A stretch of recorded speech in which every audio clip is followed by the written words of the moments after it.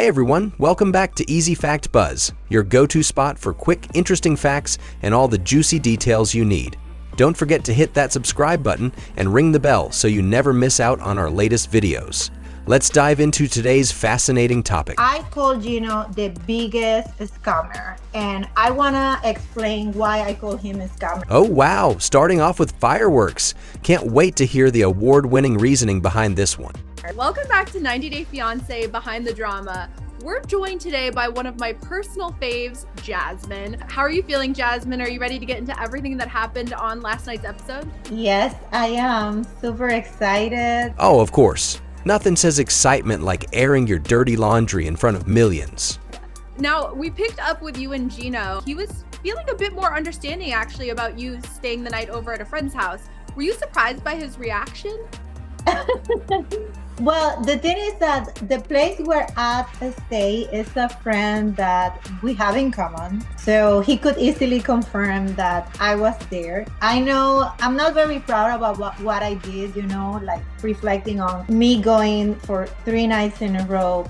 3 nights, just a casual retreat while leaving Gino in Find My Wife panic mode. Basically disappearing and purposely not letting him know where I was, or that at least I was safe. It's just give you an idea that before going to the retreat, like we were in such a bad place as a couple, and it was very hard for us even to share the same space. I really needed like a break because I felt like I was suffocating myself. Oh, right, because running away solves everything. Who needs communication when you can just ghost your spouse? And that's why I did what I did, which is not like justifiable excuse, but I'm just being honest. And what were you thinking when he was accusing you of cheating on him? Were you expecting him to say that? I was not expecting him to say that because he knows that one of the main rules, like the non-negotiable rules in our marriage, even when we were just dating as boyfriend and girlfriend and then fiancés back in Panama, that I was back in Panama in a long distance relationship, number one rule, it's just to be faithful, okay? That was something that it doesn't matter, therapy or whatever, that would be something that will cross the line for both of us and we will just decide to take separate ways. So he knew that I actually came up with that rule because I'm a super jealous person and I'm very possessive. Yeah, shocking. Who wouldn't trust the person who disappeared for 3 nights without a word?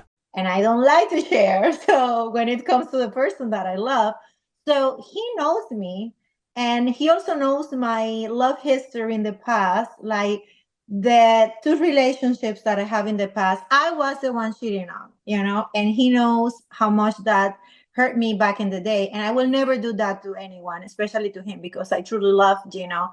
So it was like a low, blow. I was not expecting that. Took me by surprise. And yeah, I was in shock to hear that accusation. Sure, but disappearing without notice? Totally fine. Boundaries are clearly a suggestion. We are like a very big, happy, dysfunctional family that is going on vacation nowhere in the wilderness to receive therapy. If we get lost in the desert and we have to survive and we are cannibals, I will eat Benny for sure. Because you like the muscle. The muscle. Maybe like that's gonna like nourish my body. That would be my first victim.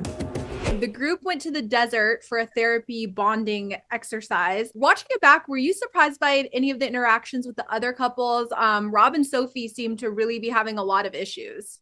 Yes. And, the way I see Rob and Sophie was different from the other couples because I already knew them. We both have both of our weddings, in the show, and they were like family to me. Like I know this couple, and then seeing them just their relationship going down the drain and seeing that it just became worse after the last time that I saw them, it really broke my heart. Oh, because nothing says I care like talking about their problems instead of fixing your own. Because I do care about both of them. I get along with both of them. And I was actually rooting for them, but I knew that they were in a bad place, but I could have never imagined that their relationship was that bad at the moment. I saw the messages, clear as day. Sophie messaging Callum, her ex, don't tell Rob about us having sex. It's lie after lie after lie, and then she deflects and gaslights me and says, oh, well, that all happened when I was younger. No, you lying to me is now. And who do you think was in the right or the wrong? Do you think that she should have told him about her past relationship, or do you think he was in the right to be upset about that? Well, I think that it's I blame both of them, because trying to be neutral and not to take sides, I understand both of their positions. Ah, yes, both sides are to blame. The classic diplomatic dodge. Because Rob was hurt, know about the fact that she has a history, because it's understandable that we all have a history and we shouldn't be judged for our decisions in the past. What he was hurt about was she not letting him know about this sexual encounter with this guy, and especially because he met the guy. But at the same time, I understand Sophie, because it's knowing Rob that he was going to be super jealous, he believed that she could get away with hiding the truth from him. And unfortunately, that was not the case. And at the end of the day, by she trying to protect her feelings, what she did was just to hurt him even deeply. And, trust is a very important topic in their relationship. And, it just gives the impression that, okay, can I trust you from now? Oh, of course, because nothing says healthy relationship like keeping your past a secret and then acting surprised when your partner gets hurt. We all have a history, right? It's not like honesty or transparency should be a part of any grown-up relationship. What was Rob so upset about anyway? It's not like sharing your history is a basic level of respect or anything. Classic. Oh, so she thought she could just sweep the truth under the rug and Rob wouldn't notice? How charming. Of course, we all know that if you try to protect someone's feelings by lying, the only thing you're really doing is digging a deeper hole. And trust? Yeah, that tiny little thing that holds relationships together. Definitely not important enough to be honest about your past. But hey, at least she tried, right? Well, except not really. Classic case of trying to avoid the issue and making it worse. What other things have you lied to me? So I understand both perspectives, but also, they're both very young. It's their first marriage, hopefully the last. We have to continue watching the show, and they will make it work. But they're very young and naive, and well, it's a life lesson learned the hard way for both of them. Ah, young love. The beautiful disaster where optimism meets emotional landmines. It's their first marriage, and let's face it, it shows. But hey, everyone has to start somewhere, right? Hopefully they'll take this hard-knock life lesson and graduate with a PhD in communication and maybe a minor in How Not to Lie to Your Partner 101. But let's be real. Did they really think sweeping things under the rug wouldn't come back to bite them? Trust isn't some cheap IKEA table. Once it's broken, it doesn't just screw back together. At least now they know that protecting someone's feelings by hiding the truth only ends with everyone feeling worse. Fingers crossed they'll come out of this stronger, or at least more self-aware for attempt number 2. The social media thing, I understand why you want it back, but you have never once said, I want my wife back. What do you want in regards to this relationship? Do you want it at all?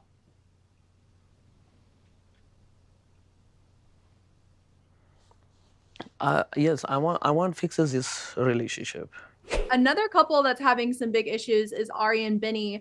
They got into a major argument when he didn't want to carry her on his back. What was that like watching that back? I felt bad for her. It's so hard with this couple. It's one, I don't want to compare, myself to other couples Ari and Bini. The couple that turns even the simplest things, like a piggyback ride, into an existential crisis. Bini didn't want to carry her, and suddenly it's like the world is ending. Watching that scene, you can't help but think, is this about the piggyback ride? Or is it really about something much deeper? Spoiler alert, it's always about something deeper. Honestly, watching it back, I did feel bad for Ari. You could tell she was looking for a moment of affection or maybe reassurance, but Bini was just not having it. And let's not pretend this is about physical strain. Bini is clearly capable of carrying her. He's just carrying some emotional baggage instead. But if you could give them a prize about the most broken couple marriage, it's them. And it's very sad because actually they are the only couple in the retreat that have a child in common. So that is concerning. And it's like their relationship, it's so bad that even a small thing like a piggyback riding, it's gonna trigger them. And I understand Benny that he feels like, why you're forcing me to do things when I don't feel comfortable. It's honestly heartbreaking when you think about it. Out of all the couples, they're the ones who seemed to have the strongest potential to make it work. And yet, here they are, breaking apart over something as small as a piggyback ride. It's not even about the ride itself, it's the fact that their relationship is so fragile that even the tiniest things spark these big emotional blowouts. It's concerning, really. When you see a couple where every little thing turns into a battle, it makes you wonder, how did it get this bad? Like, if something as innocent as asking for a piggyback ride triggers so much tension, imagine how they'll handle the bigger issues in life. It's like their foundation is already cracked, and now even the lightest touch can make it crumble. I get it though, they're both holding on to their own fears, insecurities, and unresolved issues. But the saddest part? They don't seem to know how to come together and support each other anymore. Watching it feels like watching a slow-motion train wreck, and no matter how much you root for them, you can't help but wonder if it's already too late. But it's just still like Ari is a very broken person. She's very hurt, and she is just like begging for attention. She's being very needy because she feels not loved. It really breaks my heart to see she crying and small things triggering her that way. It's like a mirror for me with my past marriage, and I know how it ended with the father of my children. Like, we broke. It's honestly heartbreaking when you think about it. Out of all the couples, they're the ones who seem to have the strongest potential to make it work. And yet here they are, breaking apart over something as small as a piggyback ride. It's not even about the ride itself. It's the fact that their relationship is so fragile that even the tiniest things spark these big emotional blowouts. It's concerning, really. When you see a couple where every little thing turns into a battle, it makes you wonder, how did it get this bad? Like, if something as innocent as asking for a piggyback ride triggers so much tension, imagine how they'll handle the bigger issues in life. It's like their foundation is already cracked, and now even the lightest touch can make it crumble. I get it though. They're both holding on to their own fears, insecurities, and unresolved issues. But the saddest part? They don't seem to know how to come together and support each other anymore. Watching it feels like watching a slow-motion train wreck, and no matter how much you root for them, you can't help but wonder if it's already too late. I was like, oh girl, I've been there. And unfortunately, based on my experience, maybe for her it's gonna be different. It doesn't get any better. Keep your rocked. Yo, guys, Because you okay? K1 visa and your green card. Independence. You never want, and you know what? I'm gonna do it all by myself. Keep your rock. All right, let's let them take a second. Let's take a second. You're great. You made your point. That's it. Stay confident. That was pretty intense. Yeah. During the exercise, you and Gino got into an argument after you had told him that you wanted your independence while living with him in the States. I know even his family has been on your side in the past, showing support for you, being like, why aren't you drive her more, take her more places? What was it like watching that moment back? Well, it's hard to watch, because every time you watch those scenes, you kind of place yourself at that moment and at that emotion. And I was very mad. I was upset. And my problem is that sometimes, well, most of the time when I'm angry, I don't, my wording is not the best, like. No kidding. Screaming scammer tends to overshadow I constructive get dialogue. mad and I start yelling, and it's a bad reaction that I have. I understand it. But you know what? I call Gino the biggest scammer. And I want to explain why I call him a scammer. Because, in this dynamic of the foreign person and the American person, like there is always a tendency to see the American person that like the one taking advantage of, or the one being used because of the green card, because all they want is to come to America, the American dream, yada yada. Ah, so the American dream involves a used car dealership now? Fascinating. Okay, it's not that I came to America and now I'm acting like a brat and I want him to handle the world to me because I am his wife. But these things are things that he promised, okay? I would have never traded my life in Panama, even for love, girl, okay, to come to the United States and put myself in such a vulnerable position in which, I don't have any sort of independence. I completely rely on him, and you promise you will support me. And at the end of the day, you don't do what you promised. That's why I was so frustrated. That why you get so mad? Why now are you telling me that you don't have the budget to buy me even a second-hand car? And you're Wow, this one's a roller coaster. So let me get this straight. She's basically saying, I want to move forward, but only on my terms. Because, hey, I'm the wife and he owes me the world? Classic brat energy right there. It's like she's got this expectation that the universe, or in this case, her husband, should just bow down and hand her the golden ticket to happiness. But then the life in Panama part hits and you're like, okay, now we're adding some international spice to the drama. Is she regretting everything or just realizing she might have traded one mess for another? Either way, it sounds like she's looking for a quick fix to a much deeper issue. Probably hoping a new location or his promises can magically solve their problems. Spoiler alert, that's not how it works. At the end of the day, it's like watching someone try to build a sandcastle during high tide. You can't just demand the tide to stop. You've got to figure out a better way to make it work, or maybe start over on steadier ground. The classic, I rely on you and you didn't deliver routine. It's like she's saying, I put all my eggs in your basket and now you're dropping them one by one. And the way she brings up the budget, well, that's the cherry on top. It's almost like she's playing the I'm dependent on you, so you're responsible for everything card. But here's the kicker. It's not just about him failing her. It's also about her not really having a backup plan for herself. It's like she's waiting for him to wave a magic wand and fix everything, and when it doesn't happen, bam, frustration and blame game mode. Newsflash. Real relationships aren't built on promises alone. They require both sides to contribute, especially when it comes to financial and emotional support. You can't be mad at him for not having the budget when you haven't really given him room to breathe in the first place. Saying like I am ungrateful. What am I ungrateful for? So that's why I was so mad, and it's very frustrating because like this is the thing. Whenever I promise something to someone, I don't know, I try so hard to make it happen. I hate empty promises, and empty promises is like the cancer of relationships in this dynamic of foreign people and American people. I have seen it multiple times. And that's why that is exactly what scamming is. Like you scam me because you brought me here, you promised something, and now you're not making it happen. The classic you brought me here, now you owe me mindset.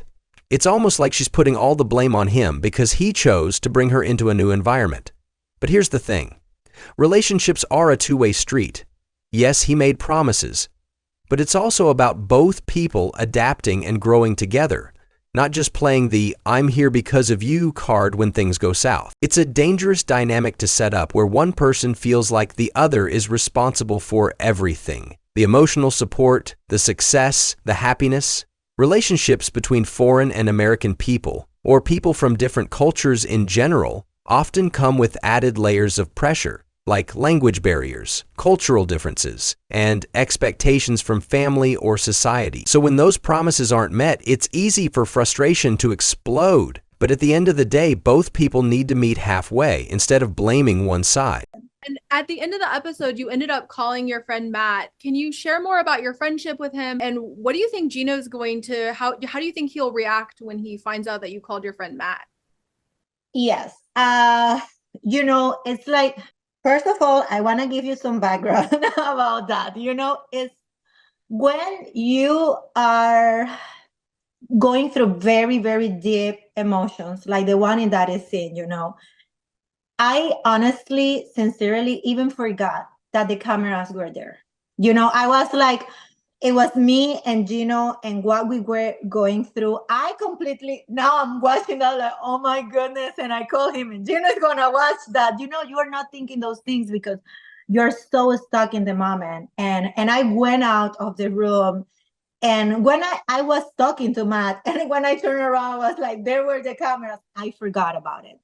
That's how mad I was. I was very frustrated. And Matt, all I can tell you is that back in the day, he was like my 911 person in the United States because my family was not aware of the marital problems I was having with Gino. They had no idea about how bad the situation was. I was kind of lying to them about my marriage. Wow, this is definitely some deep emotional stuff going on here.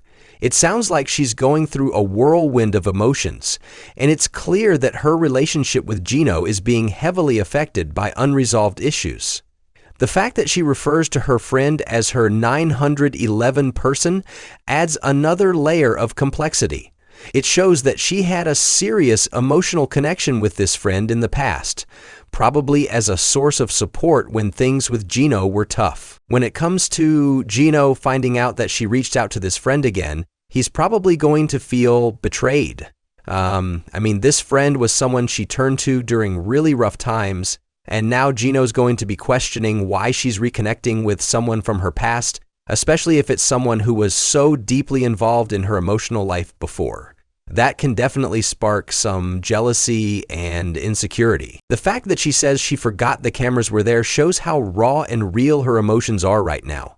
It's like she's lost in the moment and not thinking about the consequences, which makes this even messier when it all comes to light. Gino's probably going to feel hurt, maybe even angry, because he might feel like his trust is being violated. It's a tough spot for both of them, and if Gino already has doubts or feels disconnected, this could be the thing that really sets him off. It'll be interesting to see how things unfold from here, especially with the emotional history she has with this friend. Letting them know like, oh, everything is good. So I couldn't reach out to them, and also the very few friends that I have in America were mostly Gino's family. And they love me, and I appreciate that. I love them so much. They're my family now. But, it's like I didn't want to put them in such an uncomfortable situation because Gino is family. And so Matt was like the only neutral person that I had at that moment. And I needed to vent because I was thinking about leaving the retreat like for real. It's like, it's the same. I feel very like attacked by Gino, it's like, once again, the blaming on me for all the issues, not taking accountability. And I needed like someone neutral just to bring some light to so much darkness. Natalie, she doesn't even know me, so I'm like, I don't understand why out of nowhere she's just sent. Wow, it's clear that this person is going through a lot. She's really searching for emotional support and seems to feel isolated, especially since her family and Gino's family are all well-meaning, but may not fully understand the depth of her emotional struggles. It sounds like her relationship with Gino has been weighing heavily on her, and at that moment, her 911 person was the only one she could turn to. The fact that she was even considering leaving the retreat really shows how close she was to breaking down.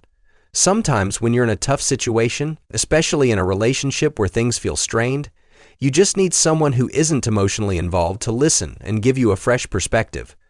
It's like she needed that neutral party to help her navigate through all the stress and confusion, to find a way out of the emotional darkness she was feeling. The way she describes it as so much darkness is really telling. It makes it clear that she's not just dealing with minor relationship issues, but something deeper that's making her question everything. She's looking for clarity, peace of mind, and reassurance. And sometimes the only way to get that is by reaching out to someone who isn't directly involved in the situation. It's tough though, because Gino's going to have a hard time understanding why she turned to this person instead of just talking to him about her concerns. If trust is already an issue, this might be the thing that really pushes things over the edge. Relationships are hard, and when you're at a breaking point like this, it's hard to find the right way to reach out for help without it being misinterpreted. For me, what is she even talking about? If I was a lesser person and stooped down to her very mature level, I could just air out her whole business about her man messaging me and trying to fly me out to Vegas, but I don't need to do that because I'm clearly more mature than her, even though she's 3 times my age. I said what I said, and I checked it already, so... What do you think, Natalie, how do you think she would react if she finds out that Josh was supposedly DMing Sophie? It's not, oh my gosh, murder. That's for sure. Oh my goodness. This is the thing, you know, that was so wrong from Josh, because if you look at all the sides, right? Sophie, number one, is a married woman. He knows she is married to Josh, so why are you inviting a married woman to Vegas to begin with? And Josh is either stupid or out of his mind or both, because he knows what he has. He has Natalie, and he knows the kind of crazy she is, and you dare to DM another person that isn't the same circle, because 90 days, we are all family, and these kind of things is like... Oh, wow. If she finds out that Josh was messaging Sophie, this is definitely going to be a big issue. I can already picture the drama unfolding. Josh made a huge mistake here. Not only is Natalie already in a fragile state with everything going on, but the fact that Josh, knowing how crazy things can get with her, would step out and message someone else, that's just asking for trouble. It's like he completely disregarded the boundaries that should be there in a committed relationship, especially when he knows how sensitive Natalie is. She's already dealing with her own insecurities and emotional turmoil, and this move would just add fuel to the fire. Honestly, it's a lack of respect for the relationship and a pretty foolish decision on Josh's part. If Natalie finds out, I can imagine her reaction being explosive. She's probably going to feel betrayed, hurt, and possibly even embarrassed. Trust is already hanging by a thread, and this is like breaking it completely. She might not even care about the reasoning behind the DMs. She'll just see it as him disrespecting her and their marriage. Josh might have thought it was harmless or a moment of weakness, but in relationships, things like this can quickly spiral into bigger issues. If Natalie does find out, there's no way she's going to just brush it off. This could be the tipping point that makes her question everything and seriously reevaluate her trust in him. You know, of course, these are going to come to the light later, sooner or later. So he's very brave for doing what he did. And trust me, if I was him, I would just move not only to a different country, girl, but to a different continent or to a different planet, okay, before this woman discovered what he did. Well, also, Natalie doesn't seem to hold back in any sort of way. She called Julia fat in the first episode, and in the teaser I saw that you and her are going to be getting into it later in the season. What can you tease about that? This is getting interesting. Well, first of all, calling Julia fat in the first episode, that's already setting the stage for some major drama. I mean, how can you just throw that out there? That's definitely not a good look, especially when you're trying to keep things calm and respectful. Now, as for the teaser hinting at a confrontation later in the season, it sounds like things are about to explode. If she's not holding back already, I can imagine this fight getting super intense.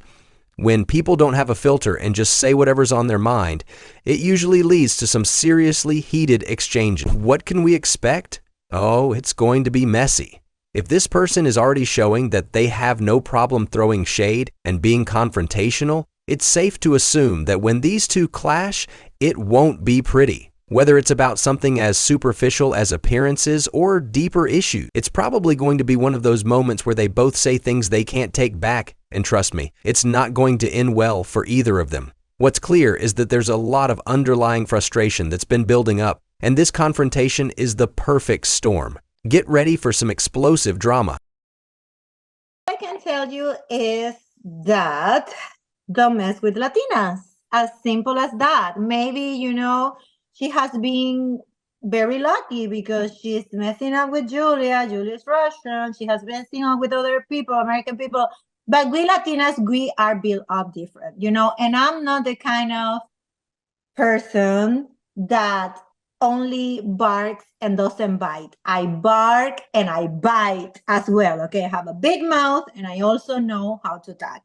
So if you bother me, if you mess up with me, expect a bigger reaction because I don't take disrespect from anyone. And I don't care how crazy you are, how loud you are. I'm going to put you into your place, okay?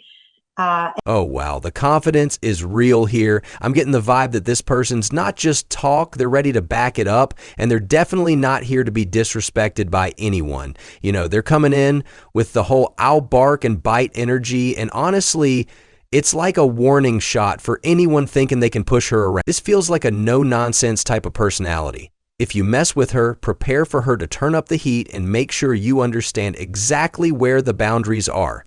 And let's be real, someone with that kind of attitude is not backing down easily, no matter how loud or crazy the other person is. It's all about respect.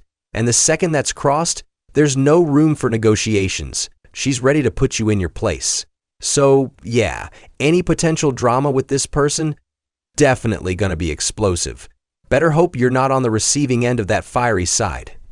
And thanks for watching. If you enjoyed today's facts, make sure to like, comment, and share with your friends. And as always, don't forget to subscribe and hit that notification bell for more amazing content from Easy Fact Buzz. Catch you in the next one. Feel free to adjust the tone or style to match your channel's vibe.